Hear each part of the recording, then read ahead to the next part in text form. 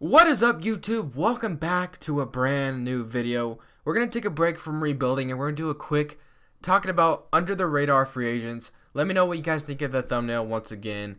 I got decent feedback from the last one. I only got like one comment about it. But, I'm not that big of a YouTuber, so I wasn't really expecting that much feedback. But if we can get more feedback, that would be excellent.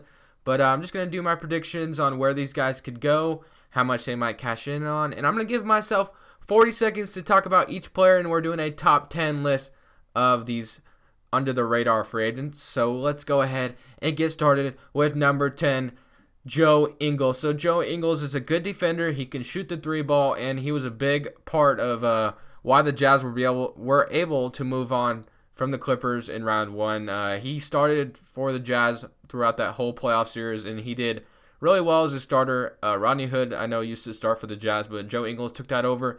I think he's about 29.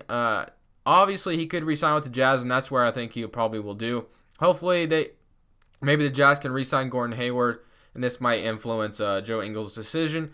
Maybe even George Hill's decision, which, he might be in this top 10 list as well. But I think Joe Ingles most likely will re-sign with the Utah Jazz. Next, we have Mason Plumlee. So I know Plumlee a lot because he used to play for the Portland Trail Blazers. I don't know where Plumlee could go. Maybe the Nuggets is the best team for him right now, but I know he can pass the ball and he can catch lobs and all that. He's not much of a scorer. He can score on some nights. He can have scoring nights, but he's not much of a consistent scorer. He's a solid center. I don't know if he's a starter. He can be a starter, but I think he's more of a bench center. He can come off the bench and throw plenty of passes around. He almost passes like a point guard. I honestly have no idea where Mason Plumlee could end up. A lot of teams could use someone off the bench like him. Next, we got Patty Mills.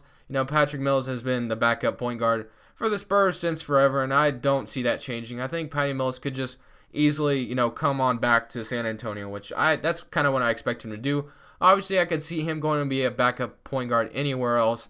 And, he's a good player. He actually started for the San Antonio Spurs not throughout the playoffs, but most of the playoffs because Tony Parker got hurt. I don't know how well Tony Parker is going to be doing in his career much longer because he just got a serious injury. But there are a lot of rumors that Spurs could potentially sign Chris Paul, so maybe Patty Mills still has to be the backup for Chris Paul, or maybe he starts with the Spurs. Next, we got Andre Iguodala. So since Iguodala's, I haven't heard much about Andre Iguodala. I don't know if he's still that player he was. I think Kevin Durant's taken a lot away from him, and I don't know if the best thing for him is to resign with the Golden State Warriors. Obviously, I can see him doing it just to have a chance to win a championship each and every season.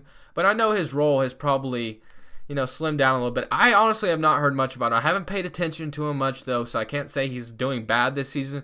But I haven't heard much about him like I used to. Kevin Durant's probably taken a lot from him, as Kevin Durant's doing that to Klay Thompson as well, because, Klay Thompson's numbers have been down. But I think Andre Iguodala might leave the Warriors, but I could also see him resigning just for that championship aspect. Next, just missing top 5, JJ Redick. So, a perfect fit for Redick. I think if the Rockets continue with their game plan of popping up threes, JJ Redick could be a nice player up there in Houston. Come off the bench, or that you could even start him at the 3 or something. And he can come off, or whatever, come off the bench, start at the 3 and start at the 2, whatever, and just shoot threes for them all day long. Obviously, I feel like he could follow Chris Paul or Blake Griffin to wherever they go. Like maybe Blake Griffin goes to Thunder, Redick follows. I could see that happening as well. But I think Redick would be a nice fit in Houston. I think it would be cool to see because they like to shoot up threes, and Redick has obviously been known to be able to hit threes pretty good. Next, we got Danilo Gallinari. He can defend. He can shoot the ball. He can play the post. He's a good player, although I think he's almost at the age of 30. I don't know if he'll want to re-sign with the Denver Nuggets. I'm pretty sure the Nuggets will probably want to re-sign him because he's been a good player for them. But I feel like he could go to a place like, maybe someone throws him a lot of money, and he could easily go to a place like maybe Sacramento throws him a lot of money because, Sacramento doesn't have small forward anymore. I think Tyreke Evans is a free agent too. I know Rudy Gay is a free agent, but maybe I could be wrong. But I don't know. Maybe Nuggets throw money at him too, and he resigns with the Nuggets. But Gallinari could play pretty much anywhere. Number 4, we have George Hill coming off the best season in his career, I believe, with the Utah Jazz. I feel like if the Jazz are able to re-sign Gordon Hayward, I think George Hill could easily just to be like, okay, let's try this again and come back. And I can see that definitely happening. He can play defense. He can shoot the ball. He's a pretty good all-around point guard. And a lot of teams could use him that don't have a point guard. Like the Nets could obviously use him. Like I could see the Nets throwing money at him. Or just like any other team that needs point guard help. Maybe even the Mavericks might be a nice place for George Hill. That they definitely need a point guard, although they have Yogi Ferrell. But I don't know. George Hill might be a nice fit in Dallas, but you never know. Rudy Gay with the Sacramento Kings. Definitely done with the Kings. There's no way in hell he resigns with the Kings. I could see him going to a place like Oklahoma City. I know there was rumors like last year or two that he might go to like he was supposed to be traded to the Miami Heat or something, but I see Rudy Gay like going anywhere that has a nice duo and maybe being their third option. Like maybe the Blazers, if they're not able to, want to trade for Paul George like they want to, Rudy Gay might be a solid option, but obviously I do have to free up cap space for that. But I think Rudy Gay will go to a place like OKC or somewhere like that needs a scoring option, and I can definitely see that. Next, we got Tim Hardaway. I feel like he's just going to resign with the Atlanta Hawks. He's coming off one of his best seasons. I know he used to play with the Knicks, and he's only like 25 or 26 or something like that. He's still got a lot of years left in his prime. So I feel like Tim Hardaway would be a nice player for anyone that doesn't have a shooting guard. Although his playoff, I remember seeing his playoff percentages. They were not very good. Like his three-ball percentage was not good. His field goal percentage was really down. I don't know if that's how he was doing in regular season, but his percentages were terrible in the playoffs.